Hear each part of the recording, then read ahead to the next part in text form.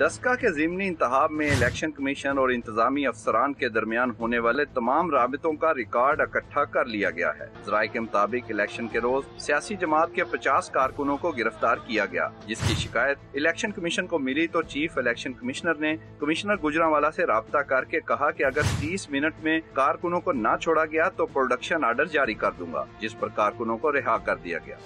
रात को आरओ की जानिब से शिकायत पर चीफ सेक्रेटरी से चीफ इलेक्शन कमिश्नर ने राब्ता किया तो चीफ सेक्रेटरी ने कहा कि अभी कमिश्नर को उठाकर कार्रवाई का कहता हूं, लेकिन बाद में फोन कॉल्स मौसूल ना हुई। डीपीओ सियालकोट ने 3 मरतबा इलेक्शन कमीशन से कहा कि वो अभी फोर्स भेजते हैं, लेकिन अमल दरामद ना हुआ, जबकि रात के वक्त कमिश्नर और डिप्टी कमिश्नर के नंबर्स पर कॉल्स वसूल ना हुई। इलेक्शन कमीशन ने ईमेल्स पर मौसूल होने वाली शिकायत और पोलिंग अमले को मिलने वाली धमकियों को भी रिकॉर्ड का हिस्सा बनाया है, जबकि आईजी पंजाब की जानिब से ट्रांसफर किए गए डीएसपी की दोबारा तैनाती का मामला भी शामिल है। निमिष भट्ट, समा, लाहौर।